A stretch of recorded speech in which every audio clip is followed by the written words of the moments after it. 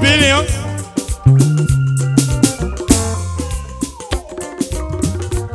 Ever mama dog ever mama dog Akusa dog ever mama dog Ekini dolo gonna say your instrument in the tele on accent ever never done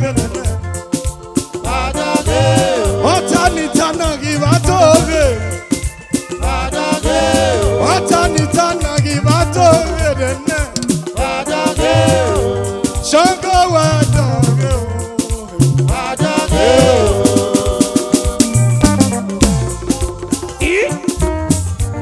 Uncle B Wire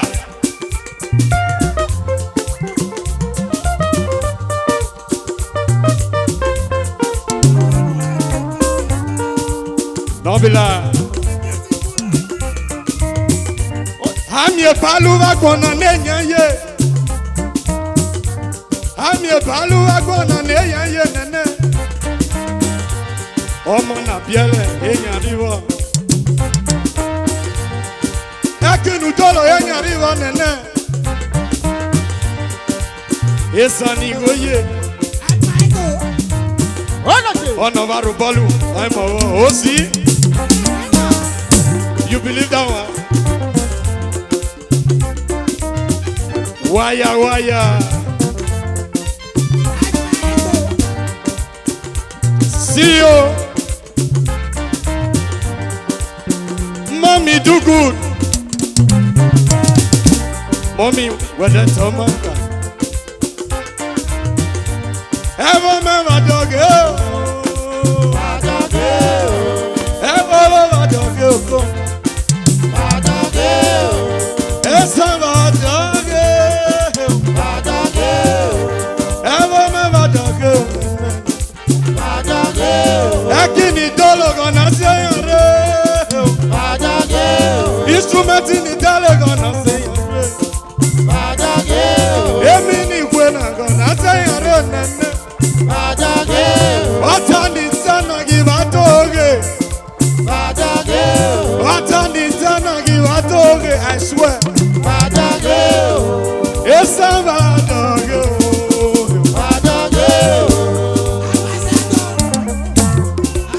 Holy Opopo ekefe wagmo Opopo agmo Ekefo yeye Opa nugale Nuwero bolweni no sele Nuwe nebu wagwala wagmo Soni mota Ovaga yefo Opopo yefo Wega wina Ikpofo ena rivo Nuwero ko weyuma Eno mole nigo lakpofo Onazere ni menare Soni mota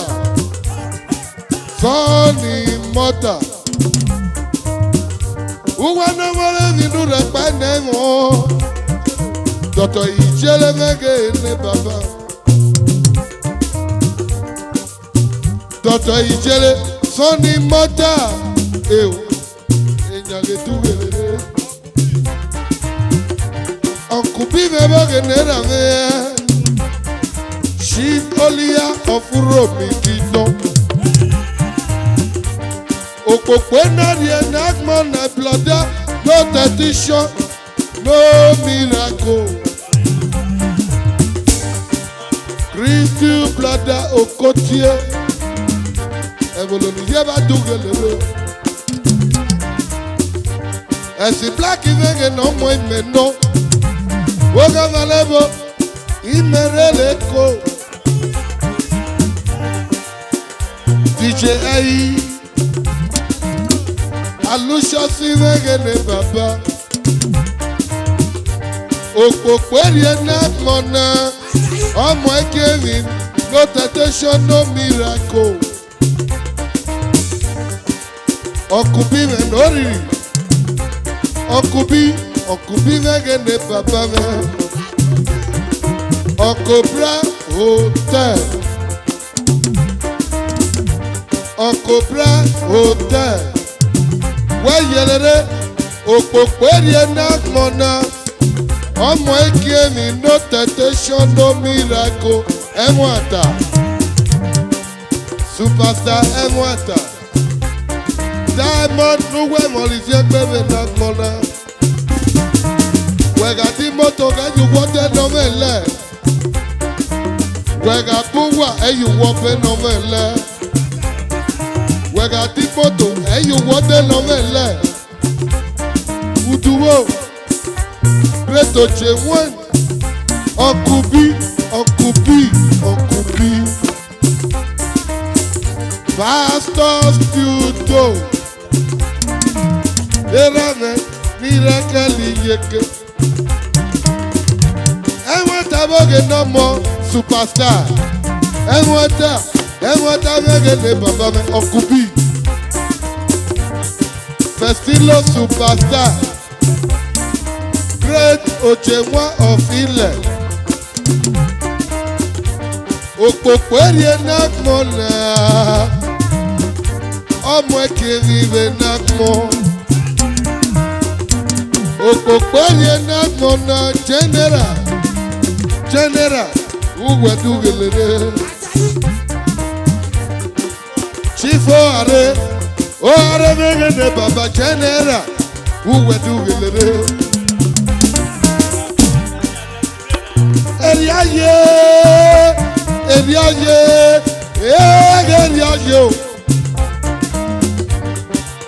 Chivore, thank God aluminium,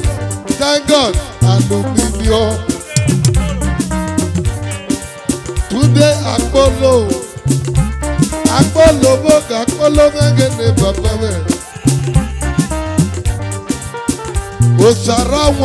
Osara venge baba me. Omono ni yeke. Wega wali wina guwemo popo. Wega wali wina guwemo popo. Ade company wemo popo. Wegile wema segwe. Eno kwemi ola popo. Opopo eriena mona. Baski nege noka. Baski woge no mweme. Froshi me no kie. Froshi me no bibi. Okokori me na mona. No temptation. No miracle. Era me no niragali yeke. Ekpoma iba biomo. Ovele lo bare tagu ke gomo tukelere.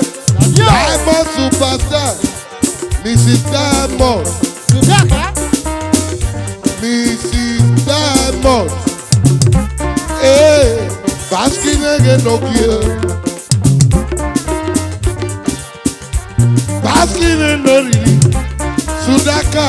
Sudaka nege ne baba me. Eyi nuwe miebe na mona. Iroma nuwe miebe na mona. Nuwe na mote no kie. Okpokpo riba kona. Etone riba kona. Akion no temptation no miracle. Oje na moge me papa me. Lucky boy mege no more. Uke sale. No more less mege ne baba. Wa moligo, nuriene no mo sale. Ovekini, Nuriene Romosere. Guamoledi, Nuriene Romosere. Areniebe, Aseniebe. Areniebe, Aseniebe. Areniebe, Aseniebe. Here aye, nene, nene se wenwo. Oh, nene wenwo. Ona gbele agbe asole. Nene oye aye so. Ami ebalu na gbona neyan ye. Isumeti ni dele ona se yan re. Ever mama doge. Adoge.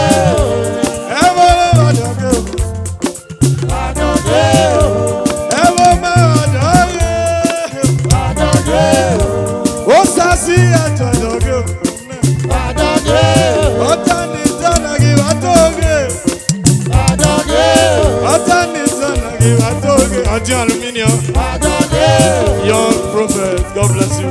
Okay.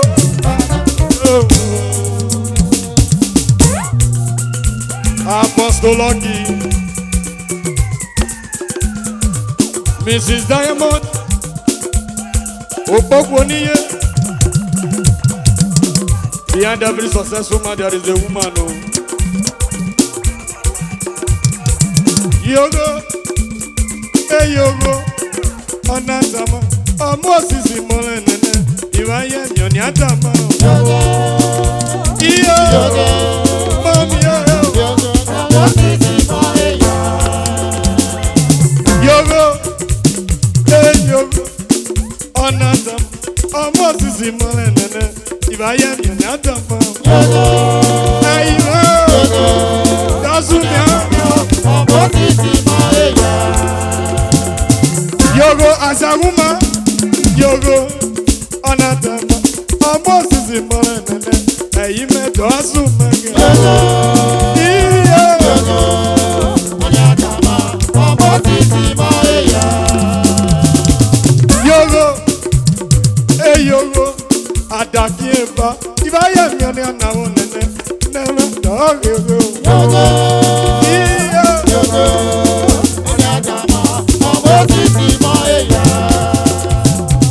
Yogo, come here, Anatama, almost Simone, I am Yatama. Yogo, Anatama, almost Simone, almost Simone, Daddy, everywhere I go, almost younger brother. Almost Simone, if I can, Uluna, almost Simone, if I am Yatama, almost Simone, almost Simone, Favour, almost Simone, if I am Yatama, almost Simone, almost Simone, I am Yatama, almost Simone, Favour white, almost Simone. Why am I not a man? Almost Simone. Almost Simone. Why am I not a man? Almost Simone. Your property by the other way. Almost Simone. Doctor Tete. Almost Simone. Why am I not a man? Almost Simone. Your baby. Uluna Bomi. Almost Simone. Almost Simone. Brian Benyatama. Almost Simone. Almost Simone. Almost I give you to go. Almost Simone. What a fucking tell I do. Almost Simone. Modeling. Almost Simone. Why am I not a man? Almost Simone. Why am I not a man?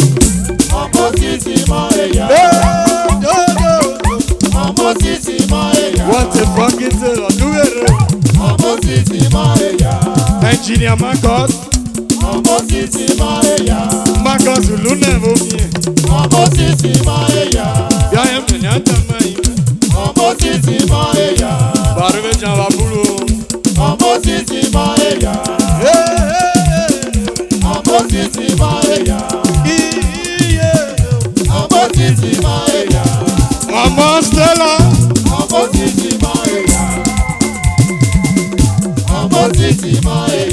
Buy me an atamai. Pola money. Pola money. Pola duro.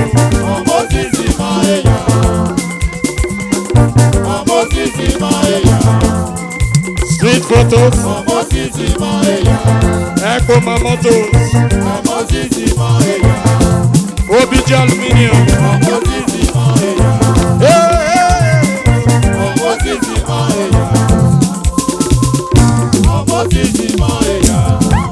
Ice water.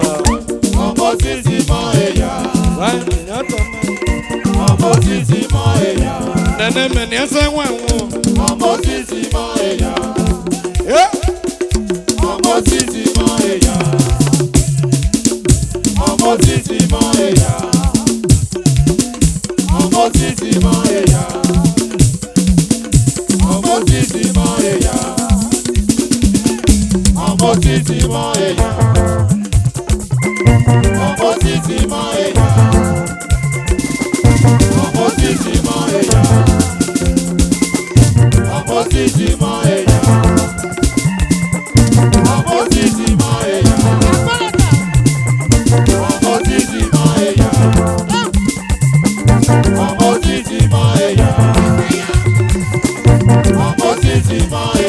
What's money?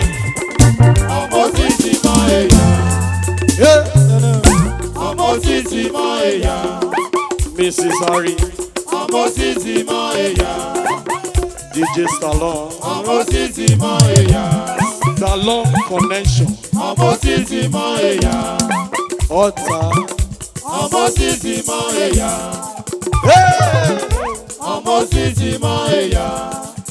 Omo. Roach.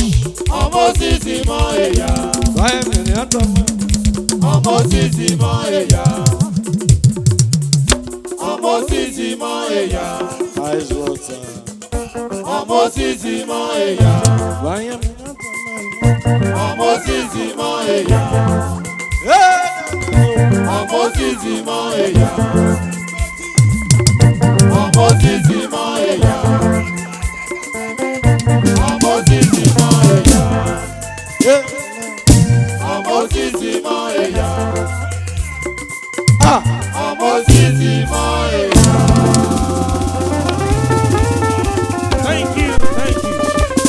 Thank you. Your mother.